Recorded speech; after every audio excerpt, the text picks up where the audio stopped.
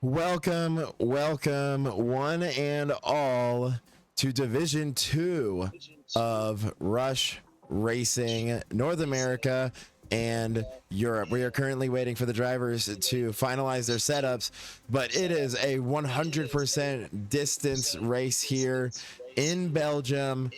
And I mean, we already saw how crazy Division 1 was.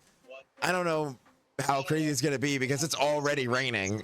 So, I mean, we're already going to be in a much worse scenario. But I am your host, GameHawk. I am back from last week. I was not here, and I am still recovering from a little bit of a sickness. So, if my voice goes all weird, like I'm 12 again, you'll know why.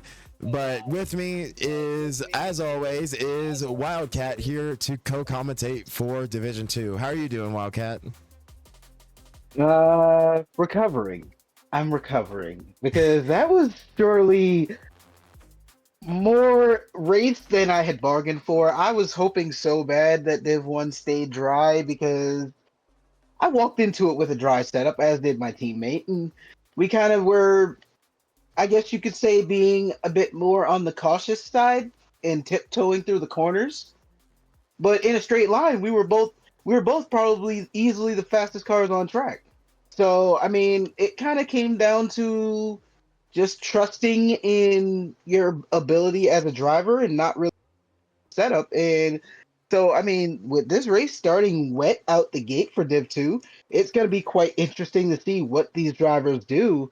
As if this race does end up going dry and you're caught out with a wet setup still, the places like the Camel Straight and coming down the back in Blanchimont, it's going to really hurt you as cars on dry setups are going to probably catch and walk you down and then leave you. So it's going to be interesting to see who actually takes the cake here for Div 2. 44 laps around Spa Francorchamps is not the easiest thing to do, I will tell you that. It is the longest lap on the calendar, and it is a legendary track for many reasons, Eau Rouge being one of them. But to say that you got to do it and it's wet and you've got a lot of high and medium speed cornering, it's a test to driver skill, not just the setups that they can make. Yeah, and I mean, with how chaotic it is, you can never. I mean, in Division 1, it wasn't a fully wet race and it wasn't a fully dry race. So I mean, both ways, you ended up losing a little bit of time. But I was gonna say too that the big one of the biggest factors as well that we noticed was definitely ERS management. That the ERS was critical, and you could see the difference where the drivers who had more were able to, as you say, just fly past some of their cars. But as a whole, there were some cars that were burning it all in sector 1 to try and get as much speed, but then they would lose time in sector 2 and sector 3 to other cars who had saved it. So it's Spa is just one of those like complete tracks that can really separate some of the best drivers from good drivers, and I'm really interested to see how Division 2 is going to handle this. Oh, absolutely. And we had a little hiccup. Not sure what happened. Barry actually somehow ended up out the lobby, and now we see somebody else have some issues there. Not sure if even EA servers playing some games, maybe. But so we're kind of just waiting on that to get sorted, I'm guessing, and then we can get started here. But I mean, while we're waiting, I guess we could kind of take a look at the points running for Div 2 right now, as we do still have quite the championship going on after Coda.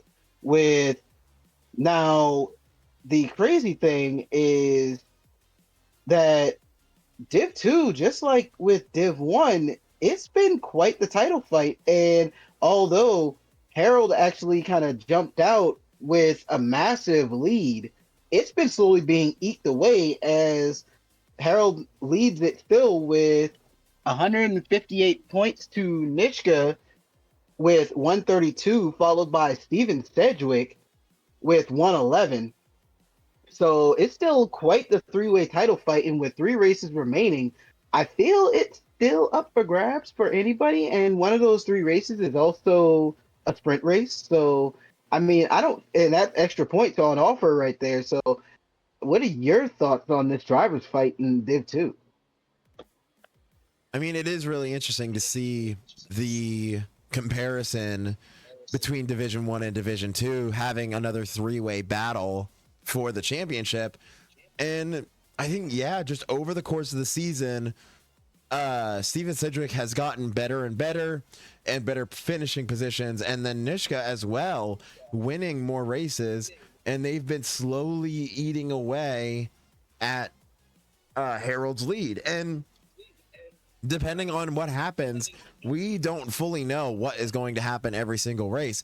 All it takes is one DNF, and all of a sudden, this entire race could be turned upside, or this whole championship could be turned upside down. And I mean, like, if Harold would somehow DNF and those top three, or like Nishka and Steven Cedric, finish well, all of a sudden they could be either side by side with Harold or directly behind him. And as you said, with only 3 races remaining, points are at a premium. And all I'm going to say is that we're going to have a crazy Abu Dhabi finish if it continues like this. Oh, absolutely. Now, here's a quite the interesting thing. Now, we talked about the drivers, but let's not forget the constructors, because Aston Martin, mostly on the back of Harold, and nothing against his teammate Gianni, who's actually been clocking in some amazing work the last few races as well. Aston Martin leads the constructors side of Div 2 with 215 points, followed by Red Bull with 206. And then you have the McLaren boys, who somehow always find each other on track and stick together, which Enzo is actually out of action today. So Barry, I think, is going to be kind of riding solo to try and hold it as much as he can for McLaren with 184, and then the Racing Bulls at 157 and Mercedes at 150.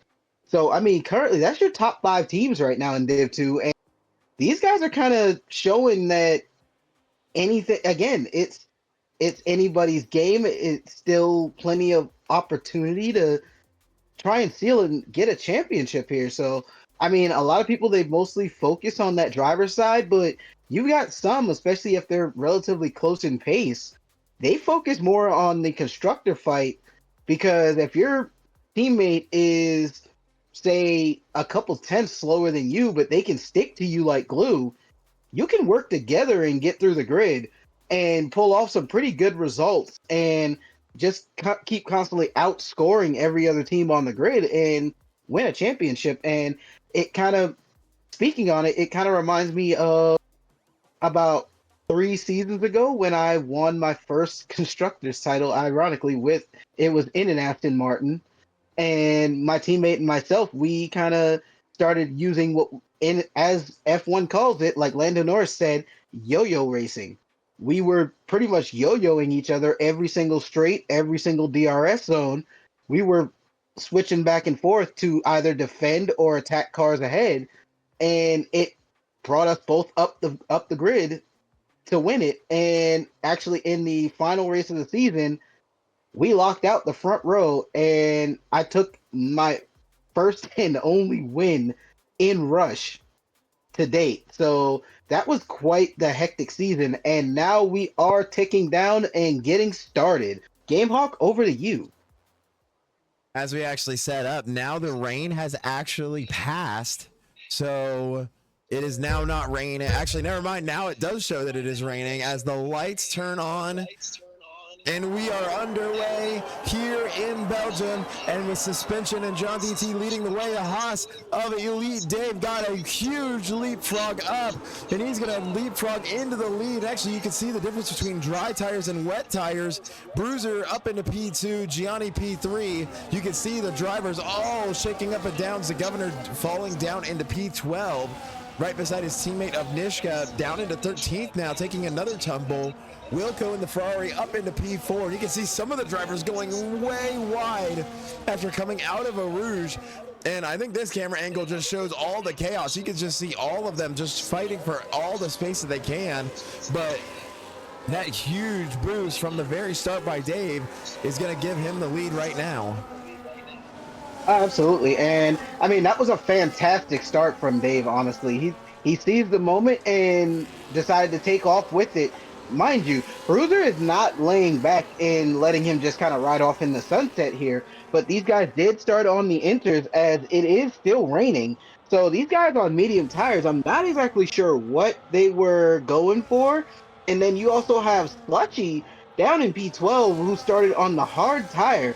So maybe they've been kind of examining, maybe it's gonna pass over in a few minutes time. As I'm looking at the weather, actually it's saying that this rain's only gonna last maybe 5 minutes and then the track will start to dry. So in the meantime, if you're on that intermediate tire, Oh, sorry to interrupt. I We have a kick feel Sauber in the wall.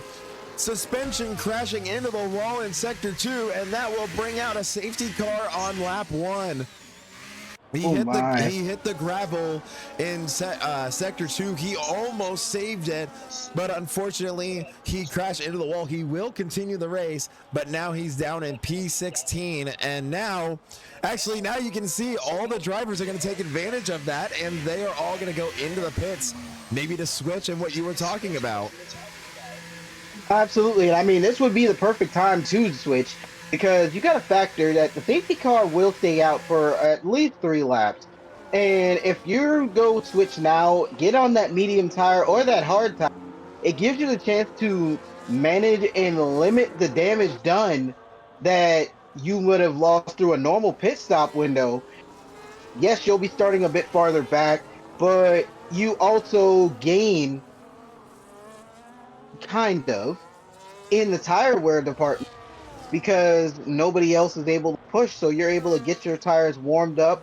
It gives this rain time to pass. And by the time the safety car restarts, we may be looking at a completely different race with no rain in sight, which will unleash and let these guys actually have at letting their full pace kind of, dictate where they're going to end up. Yeah, and actually talking about how interesting that is, Gianni and Wilco actually did not pit. So if the rain ends up passing, come to the restart, that actually is going to be a very interesting scenario where the two leading cars have inters on, but then you have said Dave, Harold, and Bruiser right behind them with dry tires, and some of them completely new dry tires.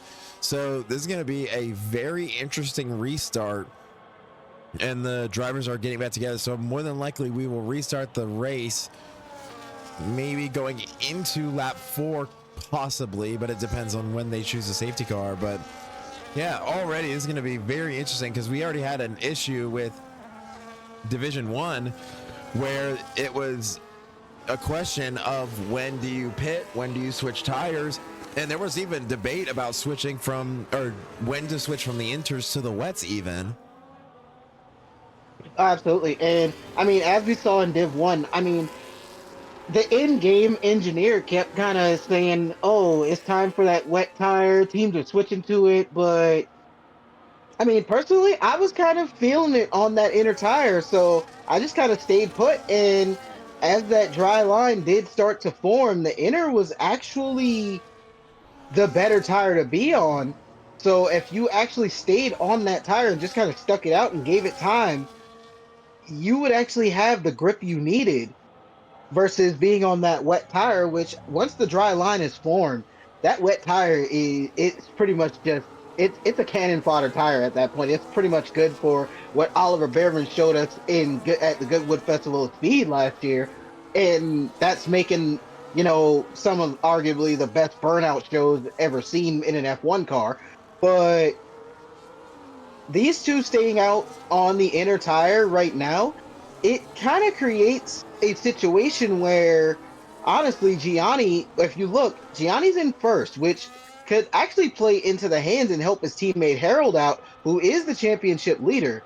So if Gianni actually did become slower, he could possibly defend and slow up the pack and allow Harold to be able to attack and attack and attack until Gianni decides to peel in, get off those tires and then just hand it over to Harold so Harold can actually go to work. So I mean, there's a bit of teamwork that could be played out here in that sense. And then also Wilco in the Ferrari could do the same thing for Daza, but Daza's on the Inter. So I'm not exactly sure what they're gonna do there. It kind of behooves teams to split the strategy to an extent, but some teams have opted for the same. So it's kind of an up in the air right now. Yeah, and I was gonna say, unfortunately for the drivers who did pit for dries, it is still somewhat sprinkling, so we may not see a completely dry restart. So maybe the track is still a little damp, but it's gonna be interesting to see how this is all gonna happen. And I was gonna say as well that it's funny that we finally saw the wet used more in this than we have seen in the last like 3 years of actual F1 racing. But regardless, it is, I'm really curious to see how this is gonna go, because like even in chat, Illyrian saying that some of these people may have pitted too early. So actually safety car is in. Actually now it looks like maybe the rain has stopped. Yeah, looking at the weather forecast here, the rain has passed. So you are actually seeing that correct. And Gianni and Wilco at this point, I mean, don't get me wrong, the track does still have to dry a bit. So they may only get another lap, maybe two out of these inters before that greasy phase of this track kind of disappears and these guys on slick start to eat them up. So if they're going to go to work, they're going to have to go to work very, very quickly here and make use of the greasy phase of this track to make a gap enough to where the pit stop isn't going to hurt Oh. as Will does peel into the pit. So Wilco goes into the pits immediately, but Gianni will restart the race immediately, having a second gap. But I really think that's going to help it. And oh my goodness, you can see the wide turn angle at turn one, but Gianni will retain the lead for right now. So far, it doesn't look like a whole lot of movement has happened, but the closest you can see, looking up and down the grid, there are drivers that are close. And actually, I do think that this basically is a dry track. So we probably will see Gianni come into the pits, but there isn't any DRS right now. That it wasn't enabled from the start of the race, and it won't be here until after this lap. So, and actually, yeah, you can already see that Sed is already gaining time on Gianni. So interesting decision for Wilco to not pit, but then he went in as the safety car went in, and then Gianni chose not to. So already very interesting decisions being made. Oh, absolutely. And I mean, this is going to be Gianni may know something we don't. I mean, but Steven Cedric is right there on his tail already as they come through Puon. So it's going to be quite, as we know, with this medium speed section here, you've got to be able to put the traction down. And those inters, they tend to overheat rather quickly once the track gets dry, which I'm pretty sure it is getting quite dry. And Steven Cedric goes wide into the gravel, which will cost him just a little bit, but doesn't seem to bother him too much. So Gianni's going to probably want to start thinking about getting into the pit now before he loses too much ground. Yeah, most definitely. But I will say, though, that this definitely helped. Actually, yeah, Gianni will pit. So they got one lap out of the Inter tires there. But if anything, this is the most beneficial situation for Sed. He is almost 2 seconds ahead of Dave, and Harold did get up to P3, but he is still trying to chase down and pass Dave, which maybe will happen now that DRS is enabled. But if you are Sed, this is probably the best position for you, that like if you want to get back into the drivers championship, with Sed being in P3, winning the race would be the best step forward. Actually, Harold will get the move done with that ERS and with that DRS, and Harold will move up into P2, but he still has a considerable distance to catch up to Sed in the lead. Absolutely. And I mean, at this point, Sed's probably keeping an eye on that, but keep in mind that Dave is also on the hard tire. and Harold and Stead are also on that medium tire. So you gotta kind of keep an eye on that as that medium starts to take a lot more wear. Those hard tires are going to end up coming into their own and becoming the fastest tire on track. So I'm pretty sure we have not seen the last of Elite Dave and Harold. And if Elite can actually hang on to the back of Harold, when that medium starts to actually get to that point, he may very well find himself in a position he doesn't want to be in. So he's going to want to probably stretch that gap early to get out of DRS range at least of Dave, so he can kind of get onto the back of Cedric if he can.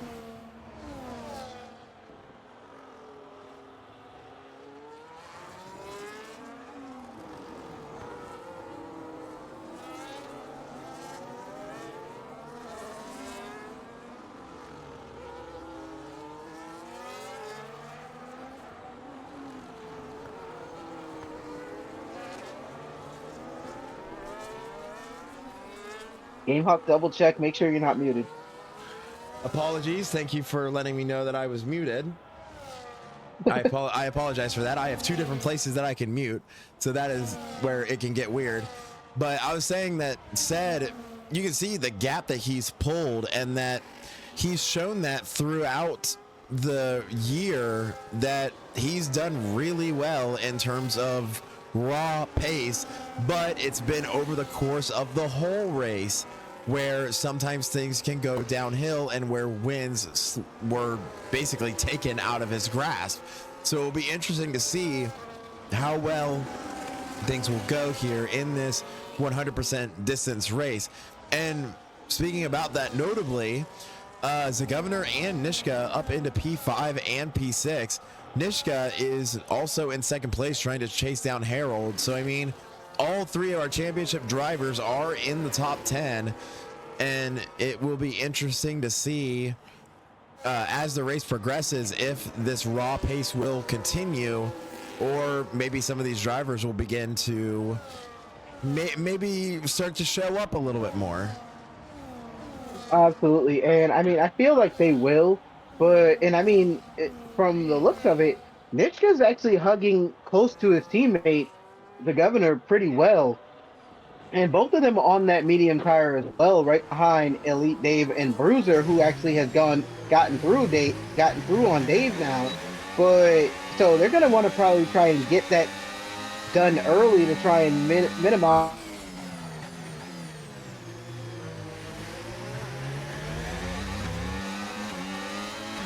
Oh, and now we actually have an interesting situation. Actually, Nishka will pass his teammate Zagovner going into Eau Rouge. So just like that, Nishka will move up into P5. And actually, that is something that I did want to ask you, Wildcat. We talked about it in Division 1, and actually Nishka's going to go ahead and just take another place. Nishka moving up into P4. But that was a question that I was going to ask you, was that now that we are approaching the end of the season, which is kind of crazy to think about, but as we approach it, points are going to become much more at a premium.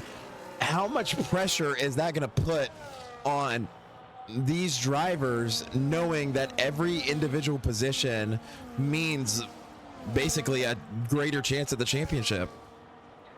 Oh, the pressure. I guarantee the pressure is mounting, and I mean, if you go back and look at, say, last season, it was. I mean, I'm not gonna say that it was a nail biter, but going into the last race last season against the McLarens, and it was a classic McLaren Ferrari showdown in the last race, which to a point kind of it was it was it was a fight, and the pressure was definitely there. And then you saw that that one of the McLarens, the lead McLaren actually of Tai Tai, actually had his own fair share of issues, which ended up resulting in him crashing out of the race. And that kind of actually, at that point, I mean, I knew it was there, and but even then, I was just like, nope, I don't care. I want to personally make sure that my position is as good as it possibly can be to ensure that no other issues will screw this. So, I mean, every position does count, and every position that you can make up, it's going to only help your chances. And you don't want to go look back at the end of it and think, in a sense, if you look at how this past season ended with Max Verstappen and Lando Norris, some would say that the Monza switch with Lando and Oscar is what got it for Lando, and others will say, oh, the tantrum that Max had in Spain against George Russell is what cost him. So, I mean, there's many different things and factors you can look at it. So, I mean, at this point, just get as many positions, get as many points as you can, and just hope for the best at the end. Yeah, and actually talking about positions, right there, Bookie actually gets his first penalty. Nishka also got a 3-second time penalty, but Nishka crucially did move up into P3. So, but the penalty will probably hurt a little bit more as we get later into the race. Suspension did DNF in the pits, so he did retire from the race in the pits, so we will not see another safety car for right now. And actually, Nishka, he is making up time on Harold, so I think this is where it's going to be really interesting. I mean, I think the funniest part about this is that this could be the comparison of 2025, but this also, I mean, as funny as it is, I think in Division 2 and Division 1, we might end up seeing almost like a 2021 Abu Dhabi, or even if you guys know the movie, if you guys know the plot of the movie Cars, we may see situations like that with 3 drivers that are all neck and neck right beside each other.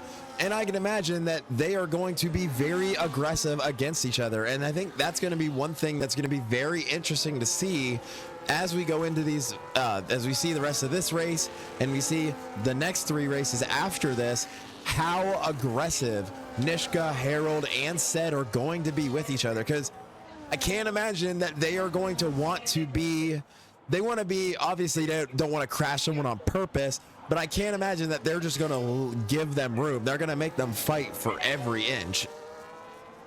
Oh, absolutely. And I feel honestly that, and I mean, when you want to, if you want to bring up some of the history, I mean, Div One on its own is, it's been kind of with the fact that you've got around about 4 drivers that still have a shot and a chance to win that title.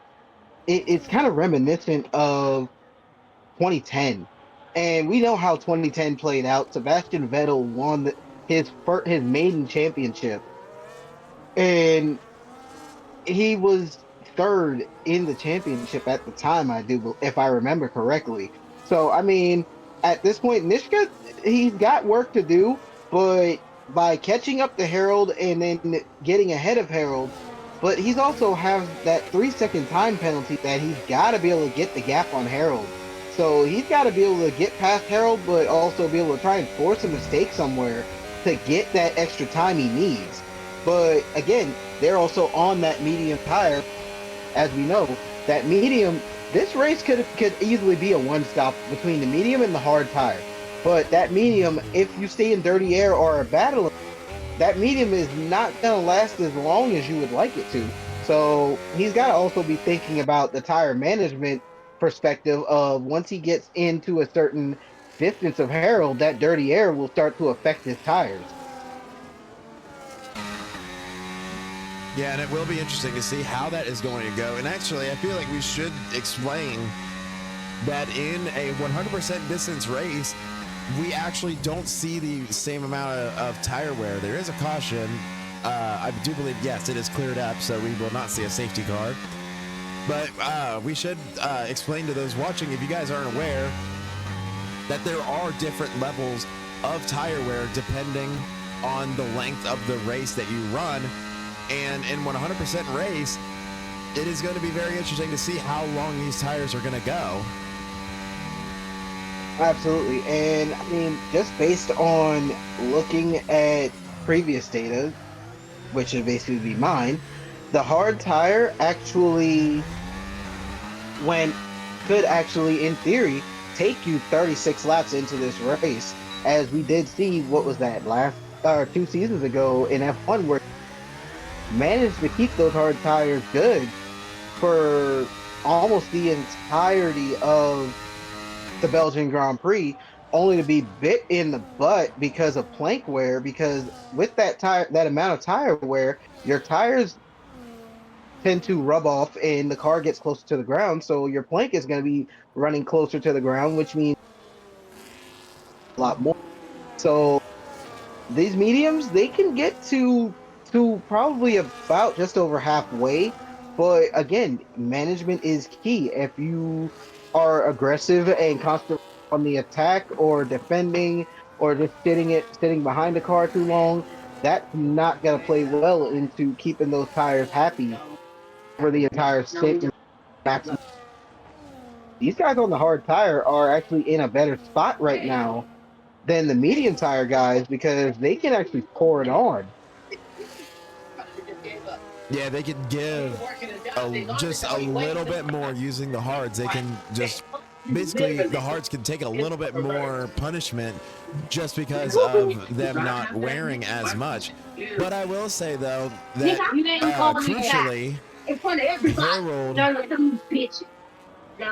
Harold is actually losing time to Harold is losing actually a lot of time to Said, and then Nishka is actually gaining time on Harold. And crucially, in sector 2 is where Nishka actually got almost within DRS range. So you can actually kind of see almost a push and pull, as you could describe it, where the drivers, they start to get closer and closer, and then in certain sectors they pull away. And I think that's kind of the difference between maybe a shorter track versus a huge track like this.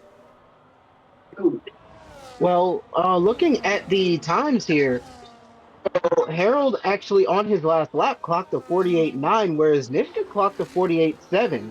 And then right behind, Bruiser, who actually gets through on Nishka, clocked a 48.4, with the Haas of Dave clocking a 48.3. So these guys are actually managing pretty well. But again, that hard tire versus medium tire, that medium is actually starting to get into a spot where pushing isn't the way.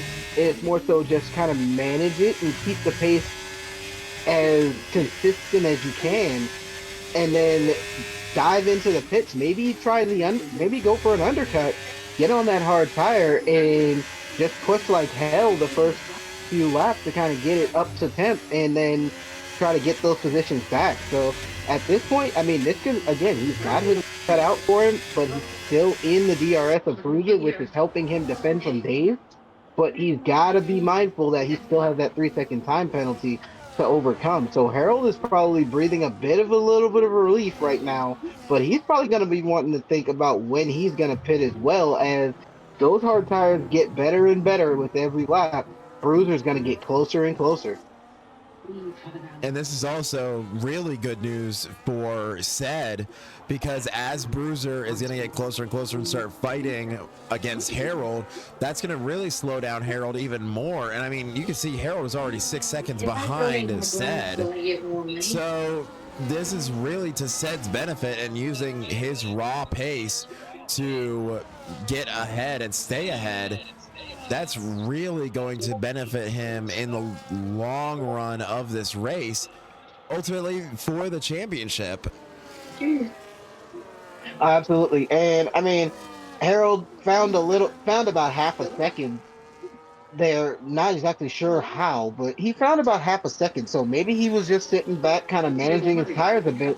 But it seems like he's getting a move on and putting his foot down more, because Bruiser has gotten into DR, and now you look at a four-way fight for P2 at this point, which could get quite interesting.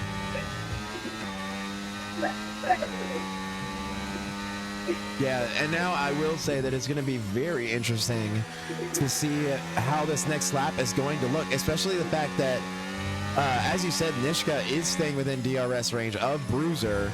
and it's still also staying within the same distance with ahead of Dave. So if Bruiser stays within DRS range of Harold, this could be a very interesting situation in Eau Rouge and then the first DRS zone, because I think we saw it in Div 1 where we saw one driver basically leapfrog two people, and then because someone else had DRS, they just followed them right through. Oh, and actually Nishka's going to go into the pits. So an interesting decision there. Nishka is going to peel into the pits, and maybe he's going to do what you were talking about and switch to the hard tires now. Absolutely. And I mean, I'm looking at these times here, and Stead just did a 151 lap, whereas Harold did a 149.2. So that is a 2 second time difference, which explains it. So Harold may have actually been nursing those mediums to actually wait until the right time to push. And as you see, he's hanging it and taking the fight to Bruiser, as he's saying there's going to be none of that coming off the Camel Straight in the sector two. And now that's going to So make it even Harold, worse. And now, oh my goodness, sorry for cutting you off, but they're now all of a sudden it's a battle between Dave and Bruiser. I'm sorry. I apologize for cutting you off. I thought at least 3 times in that entire sector I was expecting a crash, but I don't know how much more space they had. absolutely. And you all good. That's good premium action there. And I mean, that takes a lot of driver skill.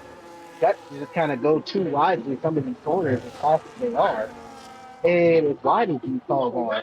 But these guys keep fighting, and Slushy is slowly closing that gap down to this battle.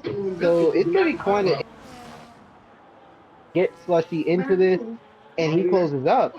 But you've also got Barry, who is not far off. He could get into this fight as well. We could be looking at quite the interesting fight for P2. But Harold instead are staying out on those mediums, which will hurt them now, but profit later, as the tire delta on the hard tire would be better, especially if they've got, say, a good 15 lap difference between tire compound. But then you gotta think, these guys on the hards will switch to the medium, which will then be the fastest tire on track.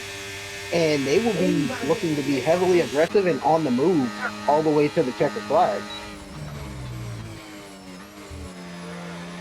Yeah, and it will be interesting to see if that is the plan. And I mean, you can't factor out if there is any weather inbound, because I mean, really, the rain in Division 1 caught everyone off guard. That originally the rain was predicted to be much later in the race, and then all of a sudden it was right at the start.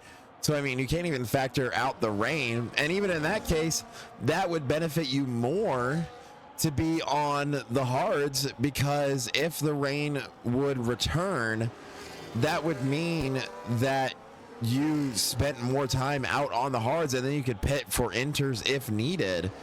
So really, I'm kind of in the same boat asking about the mediums, to see that I am curious to see when they will choose to pit, because as you said, definitely you would sacrifice a little bit of time now with worn mediums for the benefit of the hards to last a lot longer. But at the same time, it is a little bit of a question mark, because Sed is still 5 seconds ahead, and it doesn't look like Harold is catching Sed really.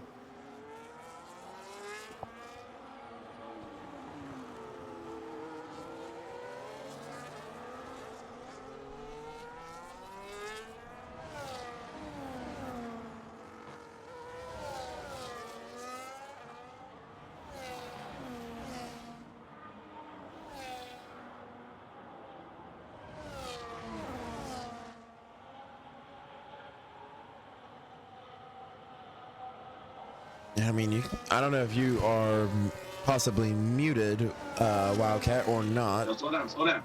I am. I did the same thing. I guess it's commentator curse. We accidentally mute ourselves. But what I was saying is that it's kind of an interesting deal now where Fed actually clocked a 48.5 to Harold's 49.0. So they're actually managing their tires really well, despite the bit of attacks that Harold did. And of course, Steven Cedric running out in clean air with nobody attacking him. He's just kind of pushing and managing those tires and doing exactly what he needs. But with Bruiser constantly pushing on Harold, it's gonna eventually make those mediums fold up. And when it does, Harold probably won't want to be on him. So he's gonna probably, I'm saying it's lap 16 now. He's probably gonna be thinking about pitting within the next 4 to 5 laps. And then it is entirely possible that he could then try to take it. And actually, there it is. So Harold will go ahead into the pits, but actually Ced did not pit. So Ced will continue out again, and that will bring Bruiser into P2, Dave into P3, and then Slash up into P4. So interesting decision there. So Barry actually will pass Harold. So now it's kind of a question, how many positions is he going to lose? So now this actually might become critical. Is he going to get out of the pits ahead of the Alpine? And he will, and oh no, they're side by side, and actually he will lose it. So Nemesis passes him, and that means Harold and Nishka are right in front of each other.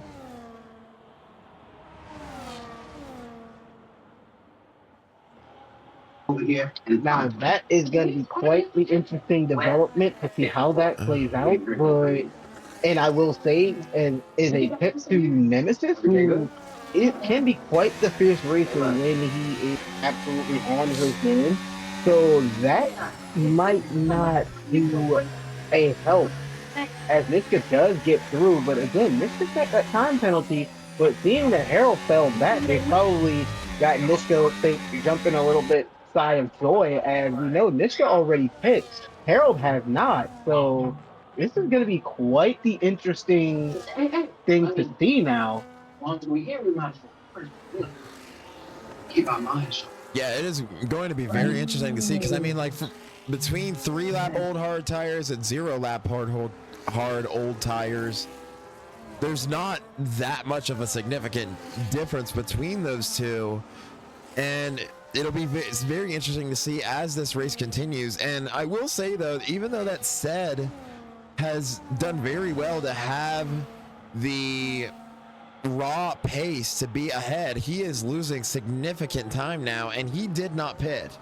So he's gonna have 17 lap or 18 lap old hard tires,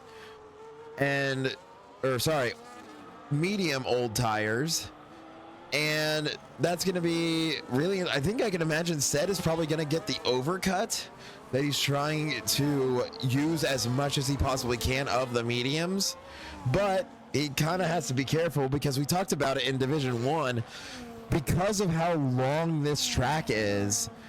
If you want to pit, you have to consider pitting, because if you don't, you are stuck with whatever tires you have. And that could apply both to if it starts raining, or if you are on older tires that you maybe are debating about pitting. If you don't, you're stuck with it for another lap. So it's going to be very interesting. I think he is trying to get the overcut so that he has a little bit better hard tires to go to the end. But already some very interesting strategy calls from some of the top drivers. Absolutely. And looking at Harold's previous lap, he clocked 2 minutes 1 second on the hard tire. So I'm guessing at this point he's kind of trying to get those hards into a working window. But with Nitschke right behind, and Nitsch is also in DRS,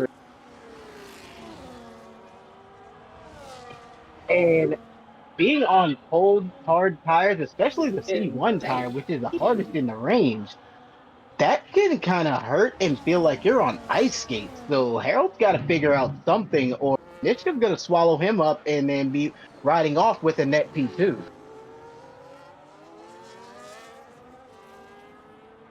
And you know that if you get the higher percentage, or if you get the higher position, that is really going to matter. And actually, there's 2 drivers behind them that actually go into the pits. So both, I think that was, yeah, Nemesis and Gianni actually will go into the pits and switch off of their medium tires. Said once again did not pit, but he is still losing time. And I guess credit to him if he's been able to get the mediums to go this long, because I mean, it will benefit him in the long run. And it will be also interesting to see when the tire delta is going to be for these drivers from P2 to P5 who started on the hards.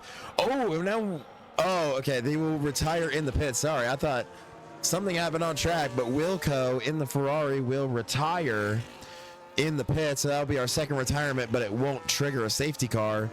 But yeah, I'm very curious to see how long these hard tires will go for these drivers that started on it.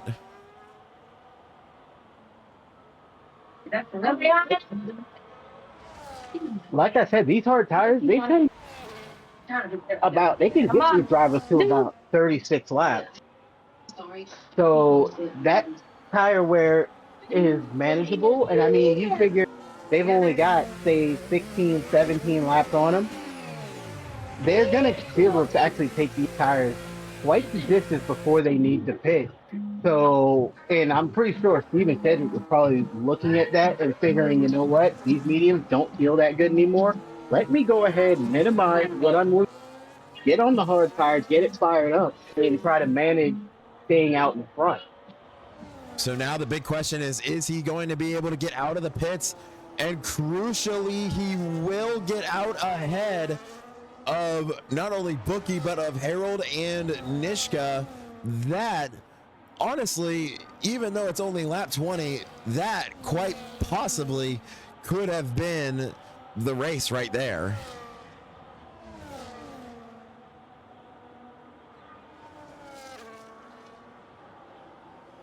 And actually, as I was saying that, Harold actually will go ahead and overtake Bookie. And it looks like Nishka is about to do the same. So now it looks like Harold and Nishka are actually going to get another chance to try and chase down Sed for essentially what might be the lead.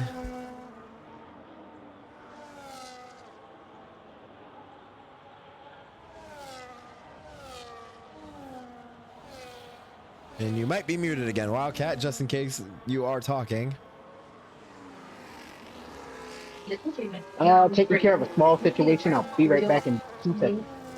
All good. Don't worry about it, Wildcat. I can take over. But it's going to be very interesting to see where all of these different strategies are going to basically collide, because at some point, those drivers on the hard tires are going to pit. But as Wildcat said, they probably aren't necessarily close to pitting yet. But in any case, it will still be very interesting to see when they are going to pit. And I mean, in relation to some of these other drivers who have pit, there is a caution. There is a driver that is around. And actually, it was Bookie. So Bookie spun in the chicane, but then he was able to spin it back around and get into the pits. A great job by him. And actually, look at this. Harold actually will be within DRS range of Sed, but he might not have, yeah, he doesn't have any battery.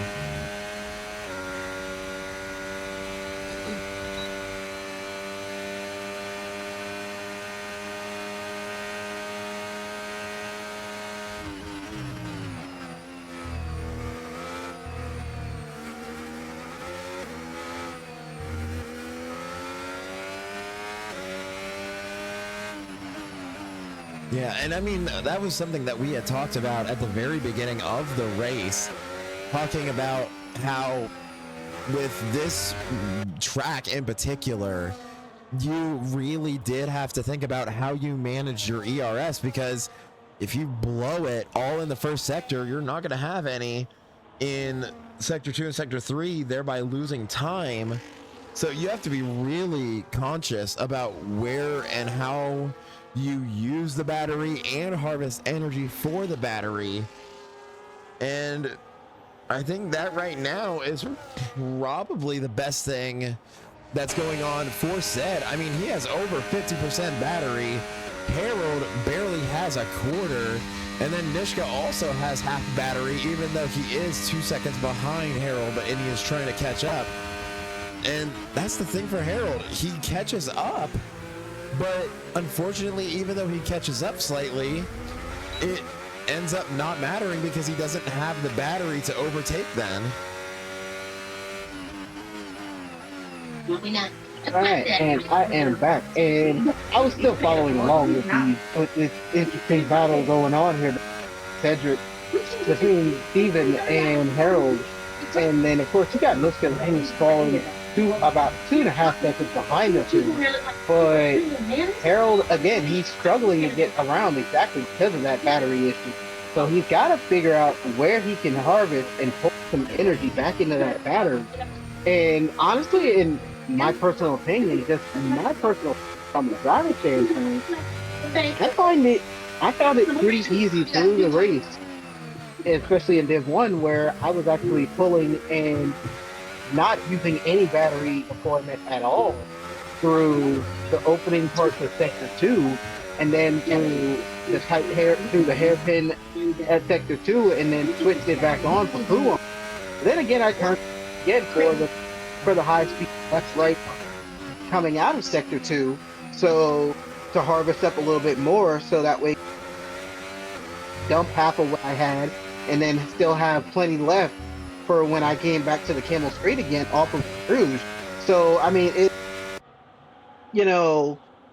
you've got to figure out where you can manage the battery to be able to put those constant attacks out there. And Steven Cedric, looking at his battery, he's been managing quite well, and he's found out where already that he can actually pull that extra reserve. Whereas Harold's just pushing and pushing and pushing. He's like a shark that smells blood. He wants it badly. He's gotta he's gotta do it a bit smarter than what he has. You can't just stay constantly on the full aggressive to get it done. You've got to be a little bit more conservative. This is a long race. It's not a 50%. So these guys you got to just simmer down. Yeah, I think honestly, if you wanted to have a phrase for our 100% races, I think simmer down would probably be the best phrase to use as our tagline. Because we've seen in these races that consistency has been the biggest part of who wins and who loses. And I mean, that's the thing. That's why said Harold and Nishka are the top three. They have been the most consistent throughout the entire season, and that is why they have been in the positions that they are. And I think that's the thing, especially like we said, Belgium is just a unique track, being so big, or such a big track with a long lap time, that being consistent and having consistent lap times really helps you, because of then being able to keep up with the pace no matter what the conditions are. And I think that you could see in Division 1 that the pace was everywhere, and you could see the huge difference between drivers with different paces, because there was barely anyone even within a second of each other. Absolutely. And I mean, again, a lot of it is you got drivers who at the start of a race, and a lot of it is, and I say this toward Division 1 more so than Div 2, they get into a frenzy. They are a pack of wild dogs when it comes to Division 1, and from P1 all the way to the back, everybody is trying to make that position and try to go for it early when the tires are absolutely the freshest, and try to make the most out of it and just maintain the rest of the race. But in a 100% race, one thing I will say with Division 2, whether it's a 100% race, a sprint weekend, a regular, race distance of 50%, Division 2, they tend to play things out through the race itself, not, let's, try to swing for it all on lap 1 and just maintain from there. They're very strategically minded when it comes to how they operate, which kind of shows you part of that difference in the skills. So maybe it's partially with Div 1 and Div 2. One division is more aggressive than the other, which kind of lends itself in ways, but also can punish you in others. So, and right now Harold is being more on that aggressive side, which is causing him to honestly lose ground to Steven Sedgwick more than he's actually gaining. Yeah, I agree. And I apologize if you heard me slightly laugh in the background. I was spectating the battle for the lead right now between Dave and Bruiser. Bruiser actually made a very good pass, but then in Sector 2, I had a little bit of a heart attack moment because I thought I saw Dave lose control and hit the wall, but he was able to keep the car straight. That's why I laughed slightly, because it gave me a heart attack. But now, as we are more than halfway through the race, and still the top three now still have 23 and 24 lap old hard tires. Said is the leader of the group that did pit, and then you have Harold, Nishka, and then Barry actually did pit and still got out in P7, so that is actually very crucial for him, as well as Barry, not only for the constructors, Barry actually is still within mathematical chance of the championship, so he wants a good result to stay within reach.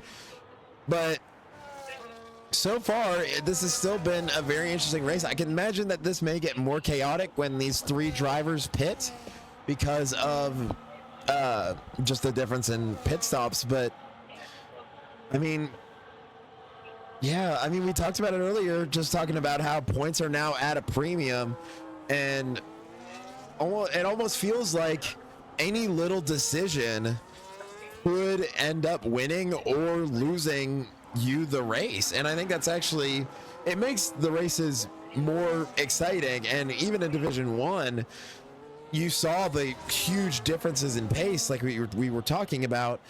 But even then, there were decisions in that race that led to Fat Cat winning it, and we saw some of the other drivers actually slip a little bit further than they should have because of decisions they made. So it's just really interesting to see as we get near the end of the season. Absolutely. And you were mentioning Barry, so I was just kind of looking here, and the pit gap delta around Belgium is around 25 seconds. So when Dave and Bruiser and Slushy, they complete their pit stops and come out, they might find themselves right around, either in front of or just behind Barry, once he gets those hard tires fully warmed up and you know doing what he wants them to do. So it could be Barry could actually be on for a good position here, but he also does have that time penalty, which isn't doing him any favors. So he's got to kind of keep that in the back of his mind. But I mean, going Oh, forward, he's said just got a 3-second time penalty. I feel like I've said sorry before for cutting you off, but yeah. So now this race has gotten even more interesting. That said, the de facto leader of that group that pit now has a 3-second time penalty, just like Nishka does.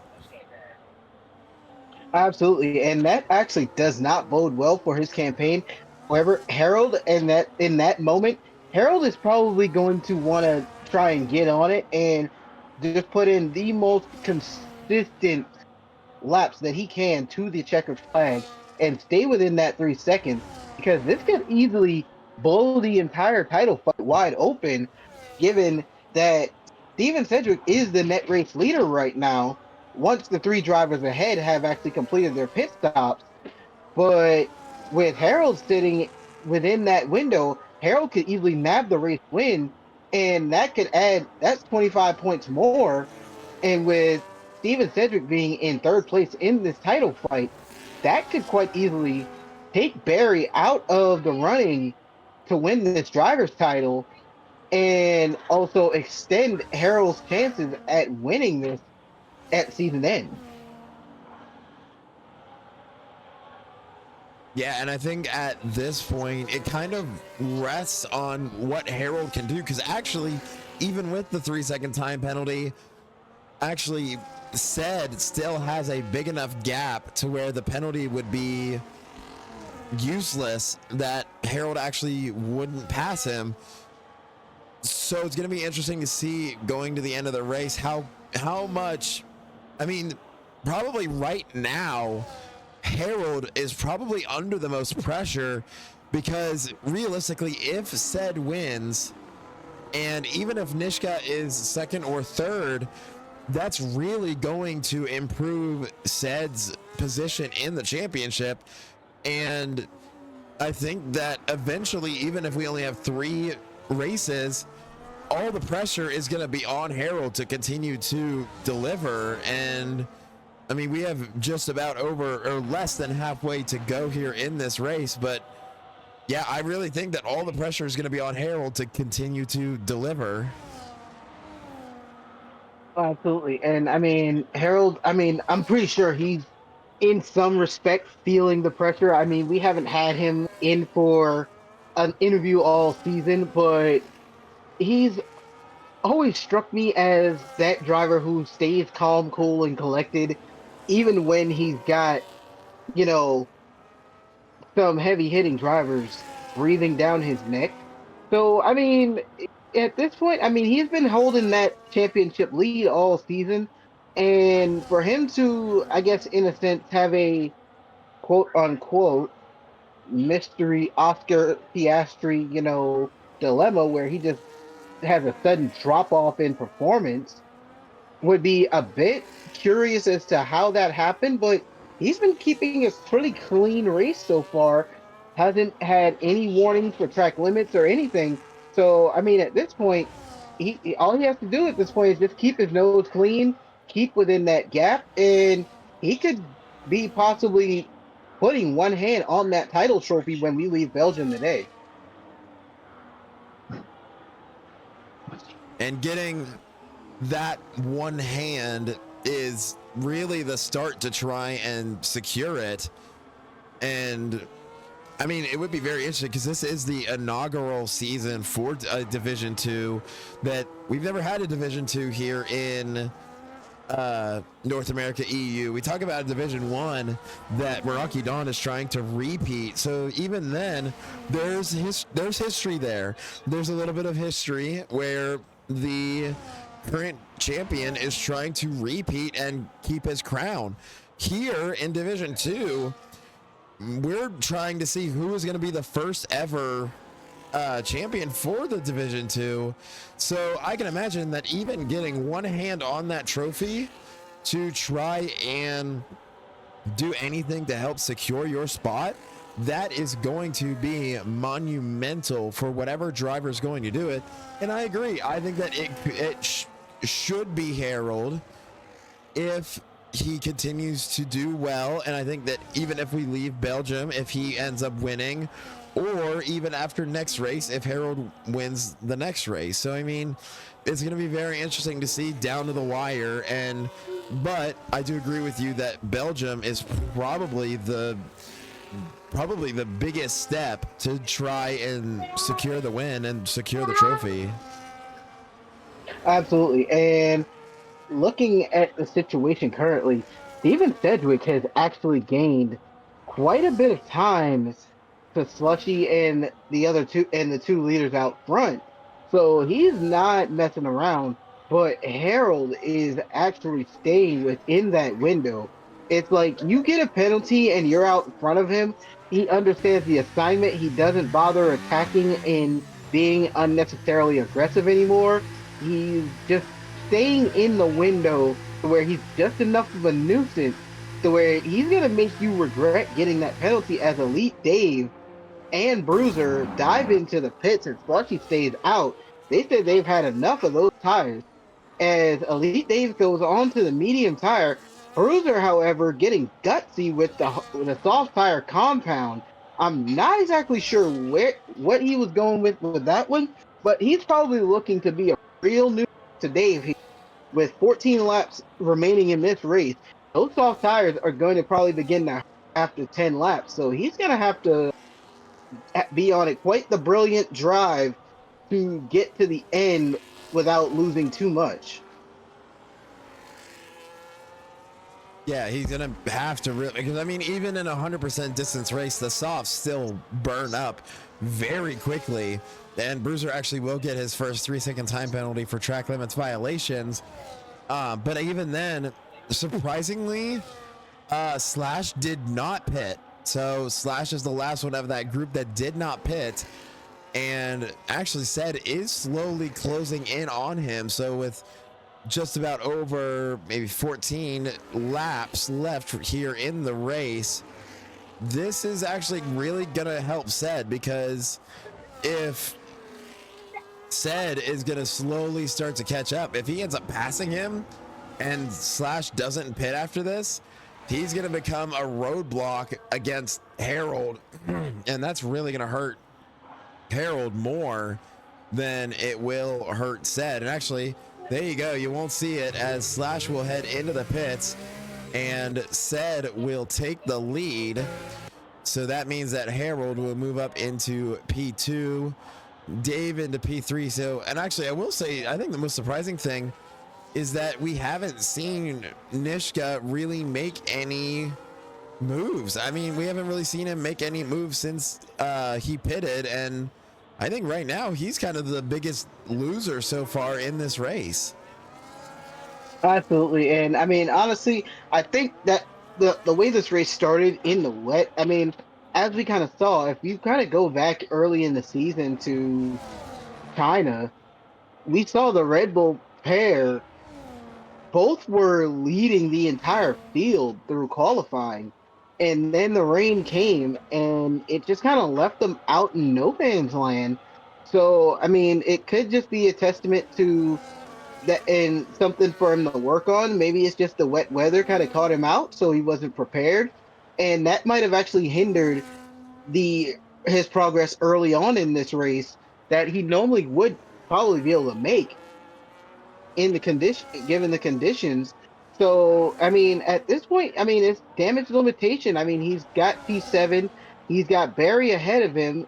They both have 3 second time penalties, so they're both racing for the position. So if he could probably catch up, get into that fight with Barry and Slushy and Bruiser, he could possibly still find himself maybe possibly finishing in the top five, possibly even P4 to limit the amount of points he's losing in the championship.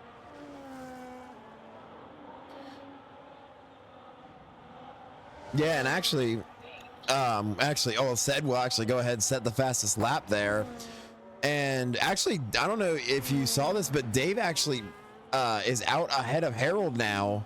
So Harold now has another obstacle in front of him, and just like that, Bruiser's gonna steal the fastest lap anyway. But yeah, yes, and that's the big thing. Actually, Nishka is gonna pit, and he gets a 10-second penalty for speeding in the pit lane. So that's an interesting decision to go ahead and pit, and he puts on the soft. So maybe he's also going for the fastest lap, maybe. But actually, we didn't even talk about the constructor standings either. I apologize as my voice is starting to fall apart a little bit. But as Aston Martin stands right now in P3 and P9, they would actually, I think, still be ahead with Red Bull with Red Bull being in P7 and P8, and Barry only being in P6 would not be able to bring in that many points, only being a solo driver. So, I mean, in terms of the constructors championship, Aston Martin is doing slightly better, but in terms of the drivers championship, if you're Harold, you gotta be a little bit worried, And you know that by the end of this race, you need to finish in second.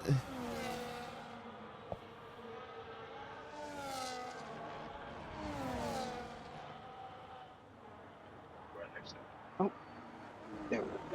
Absolutely. And I mean, at this point, Harold is probably kind of biding his time, letting Dave kind of cook those mediums a bit.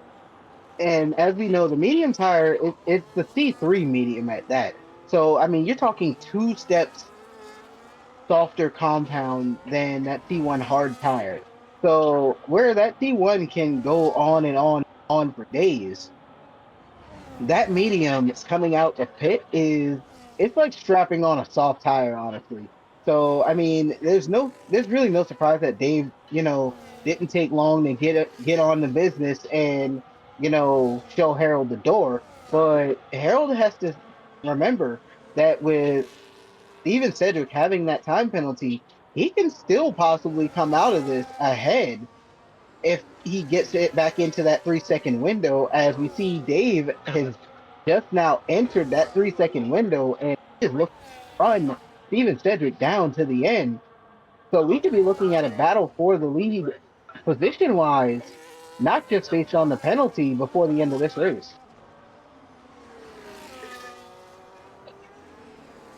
And it would be very interesting to see how that would end up turning out depending on that. But I mean, you can see the difference. Dave is catching Ced, but Harold is losing time to Dave as well. So I mean, not the best of positions for Harold, but I mean, even if for Ced, your goal is to finish ahead of Harold and Nishka at any cost. And right now, that is what he's doing. And even if he would finish in second place right now, he would have completed his goal of finishing ahead of both of those drivers. And I mean, it would be interesting to see how it would translate into the championship, especially with the 3 races remaining. But yeah, I don't know. This is the point in the race where the time penalties can really come back to bite you, because you remember some of these penalties that these drivers got, they got them very early in the race. I mean, very, very early in the race. So it's not like they just now got it and it's devastating. They've had this hanging over their heads the entire race. So that just kind of is like one more obstacle for them. Absolutely. And I mean, that's the thing that kind of you get the time penalty early on in the race, which I mean, as if, trying to win a race and get through traffic and, the amount of weight and, finesse that it takes to do that, like, no. But then you stack on an early time penalty. Now you're literally looking at a laundry list that you have to complete. So, I mean, and at that point, you just kind of got to put your head down and just get on with it. Don't beat yourself up too bad about it. But it kind of becomes a point where you just kind of got to realize, okay, I screwed up. Let's not do it anymore. And let's just try to stay consistent and not go big, which caused the penalty. But Harold is now coming under pressure from Slushy and Bruiser. And he's on 17 lap old hard tires, whereas Slushy's on 4 lap old medium, with Bruiser on 5 lap old soft tires.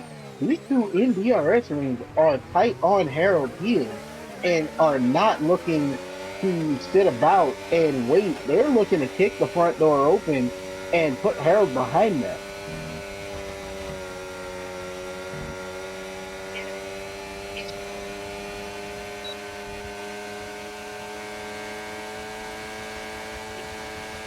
Don't forget that move.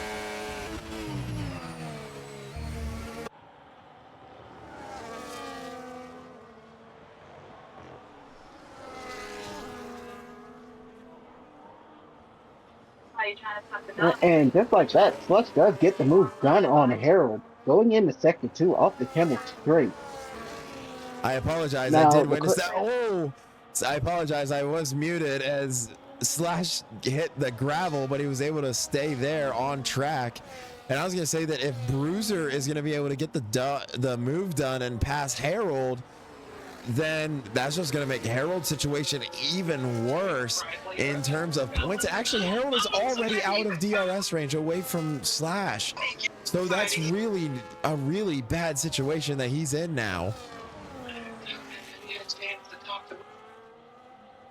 Absolutely. And I mean, it doesn't do him any favors for his, you know, chances at trying to lock out this title early, or at least put it to where it's going to take it to where it would take something of a miracle for Nishka or Steven Sedgwick to be able to attempt to get that title at the end of the season.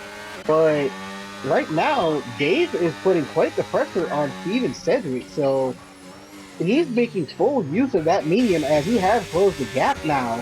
So it's going to be kind of interesting to see what happens here as Harold is trying to do all he can to hold Bruiser back as Dave does get the move done on Steven Cedric on the camel straight.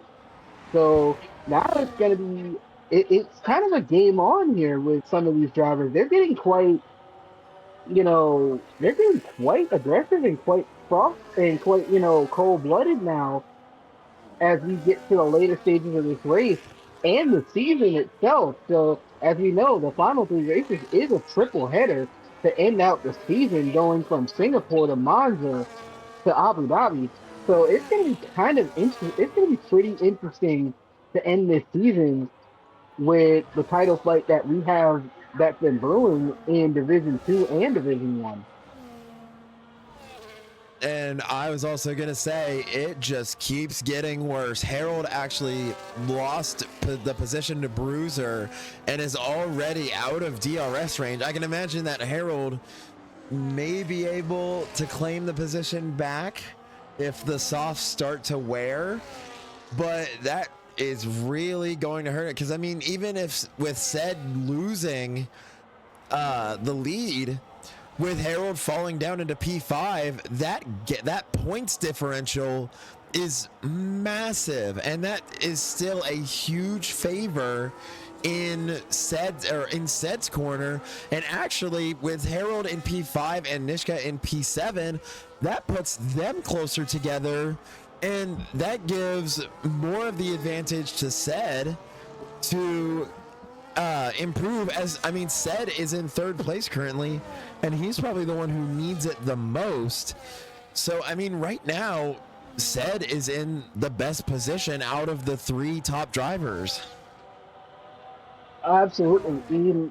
But you got to also, and looking at it though, Harold's you gotta find some rotation somewhere because behind him he's got Barry with a 3 second time penalty. Nick's got 13 seconds hanging over his head, but ahead of him he's got Bruiser that also has 3 seconds of time penalty as well as Slushy and Steven Cedric. So for Harold at this point, he needs to lock in these last few laps and absolutely just send it with everything he's got left to try and get within the time gap. He's there with Bruiser, but if he can get there with Slush, he can minimize this damage being done right now. For him to not be on the podium and for Stead to finish on podium, that's gonna really hurt him trying to extend that championship run for him. But and I mean, no, nothing against him. He's done fantastic all season, honestly. And for Nishka, it's kind of a back to the drawing board, kind of short term memory. Just wipe it out your head. We all make mistakes. We're human, and just kind of enjoy the week off. Next week, and kind of be reset and refreshed for this triple header coming up.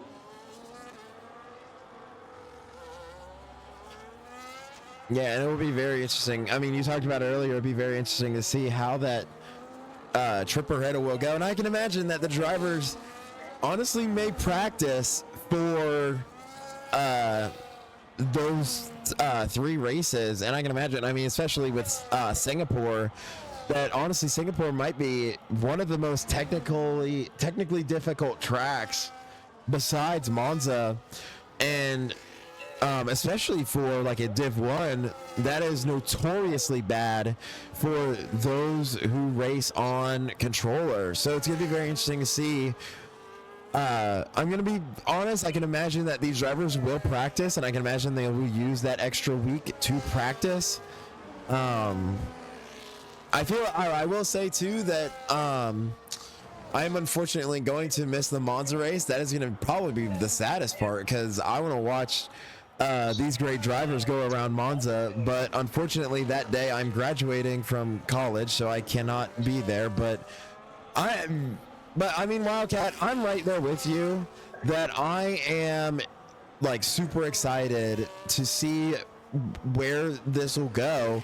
I mean, even for this end of the race, and then for the rest of the races as well, just because I don't think I mean, this wasn't like this last year where we did have a one-on-one battle down to the wire, but we didn't have 3 drivers in both divisions like so close for the championship. I mean, it's wild to watch. Absolutely. And by the way, congrats on getting done with college. So I mean, don't mind us. I mean, bro, that's something to celebrate. That is a massive achievement. I mean, this isn't a game. You're doing something that's gonna actually contribute to overall life. So I mean, that's something to look forward to. So don't be too sad about missing it. I mean, I'm pretty sure Chaz is going to do fantastic things as far as covering the commentary. As Nishka receives another 10-second penalty for speeding in the pit lane, and decides to just call it a day and retire in the Ooh, pit. yeah. Man, yeah, so that is really going to hurt. And I mean, Nishka was in second place in the championship, so that's really going to hurt, because now he falls out of the points. He's not going to get anything from this race. And once again, I feel like I've said this like 3 times now, that once again, that helps Sed, because of Sed being in 3rd place. Now one of his competitors being out of the picture, that just strengthens his hand. And I mean, now that we talk about it, I was looking at the interval. Barry is actually catching up to Harold now.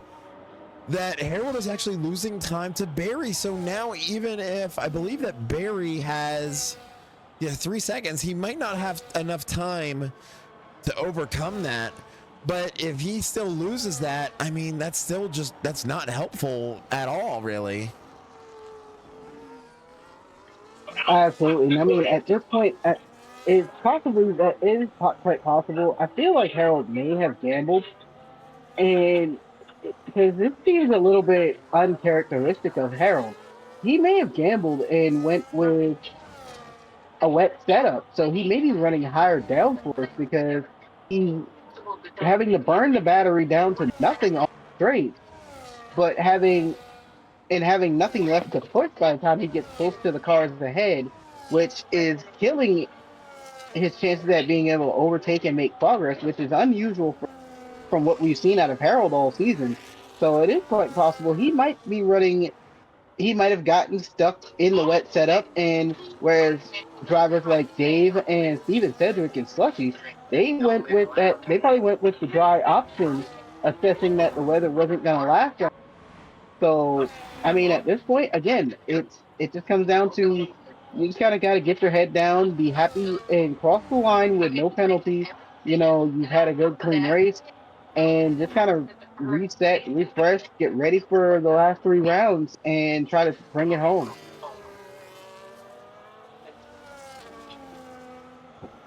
Yeah, and actually, something else that I noticed, actually, Gianni did actually improve. Originally, I believe Gianni was in 9th. Now Gianni improved up into 7th. So with Harold in P5 and then Gianni in P7, they still will score decent points for the Constructors Championship. And then also with Nishka retiring and the Governor currently in 9th, so Aston Martin will extend their lead in the Constructors Championship as well.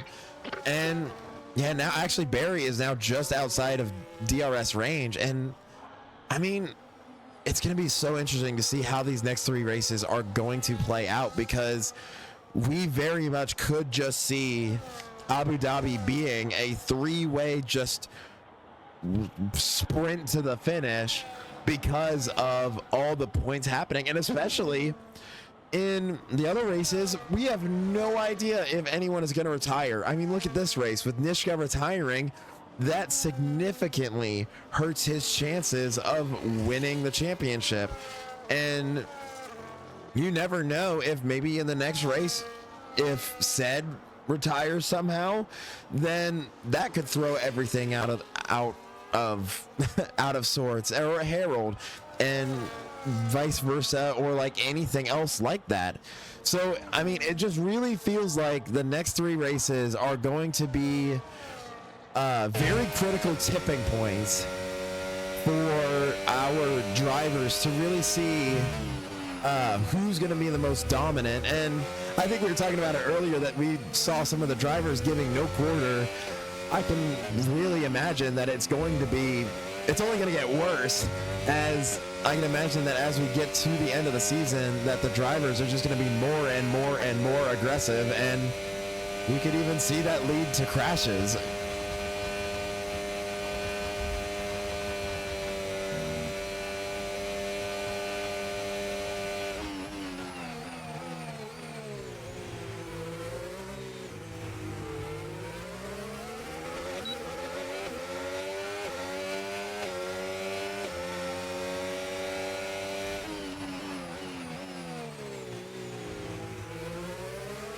And actually now Barry is within DRS range. So now with 3 laps to go, this could get very interesting depending on what happens. You can see Harold moving, trying to break the slipstream.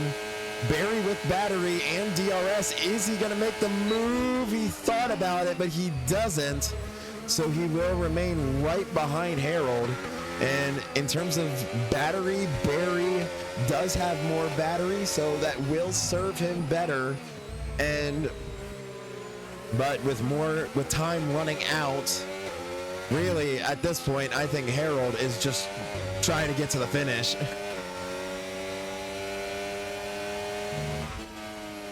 Absolutely. And I mean, at this point, Harold, I mean, you got to think that Barry does have that 6-second time penalty, but the way Harold's been just dropping off after after, a move getting done, it doesn't bode well for him to be able to stay and maintain that position. Like right now, he kind of needs every point he can get going into the last 3 races to be able to hold on to the title. Not that, he's in danger of it being gone after this race, but you don't want that. You don't want to end up looking back on the season and be like, "Yep, it was that race where I lost the championship." So I mean, and we talked about this early on. So I mean, you kind of gotta figure out what's not working, what is working, and just kind of just lean on what's working and just use it in these last 2 laps to bring home what you can.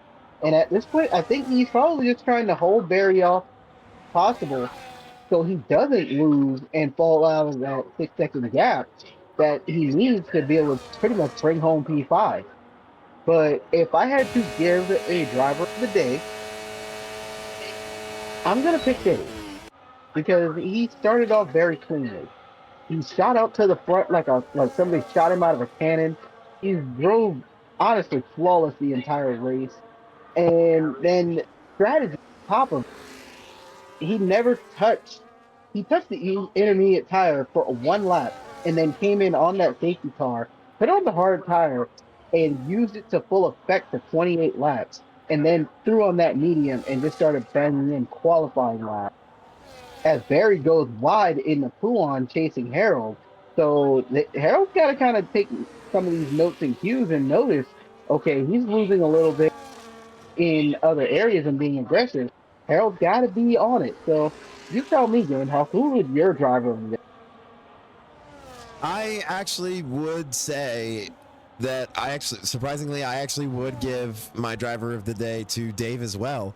That he had the fantastic start right when the lights went out. He had a fantastic start, but through his strategy, he was really able to succeed as we do enter the final lap. But I agree that I think that Dave did everything possible, and he was one of the most consistent drivers, and that is what led to his success. And now there was contact. I think Harold hit the wall. There's no damage that I can see. There's no damage on Barry either.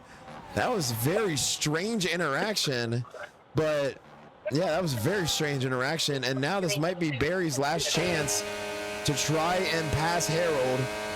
He does have the DRS. He doesn't have any more battery. Is he going to go for the move? They're side by side. There is a little bit of contact, and I think through that contact, Harold may have just barged his way through, and they are still there. A little bit of a tap there from Barry, but it looks like Harold will be able to hold on. Harold will be able to hold on for right now. And actually coming through sector 3 right now is Dave, as he now currently leads over by 7 seconds over Sed. And this is actually, I believe, his first ever race here in North America, EU, and it is definitely going to be one for him to remember, as he's going to come home in first place and win the Belgian Grand Prix. And now an interesting development, as Sed is ahead of the other driver, ahead of Slash. He will come home in second place, but the penalty, oh no, so it won't matter with the penalty. So Sed will claim second place, Bruiser will take fourth, and now to the line, Harold will come home in fifth place. Barry unable to take it, so Barry will remain in sixth place. And now we wait for the rest of the grid to finish. And actually, they are still somewhat close. And actually, Bookie passed Gianni, so that's actually going to hurt Aston Martin in the Constructors Championship. But what a race win for Dave, if we're being honest. Absolutely, and it's a heck of a way to get to the Rush Racing League again. And tip your hat to Fletcher as well. On debut, getting on the podium and making up 12. So he said it. And then Harold making up 9. I mean, Harold didn't have a full day. He just kind of got stuck after a bit and couldn't make any further progress. But these guys have done phenomenal today, and congrats to all the drivers and especially the top 3. So hopefully those guys end up joining so we can kind of, pick their brains as to what has, what was going on the entire time. Yeah, we hope to see them more and racing more in Rush. And while he celebrates the win, we can't deny that probably in terms of the whole season, the biggest winner here is Sed. Absolutely. I mean, he was leading the race. He was basically leading for most of the race, and even coming home in P2, he by far has the best. I mean, he absolutely drastically upped his odds of winning the championship. And your final grid placement here for the Belgian Grand Prix, Dave will come home with the win in the Haas. Sed in P2, Slash in P3, Bruiser P4, Harold P5, Barry P6, Gianni P7, Bookie P8, The Governor P9, Nemesis P10, Daza P11, VAR P12, Nishka P13, John DT P14, Wilco P15, and then suspension in P16.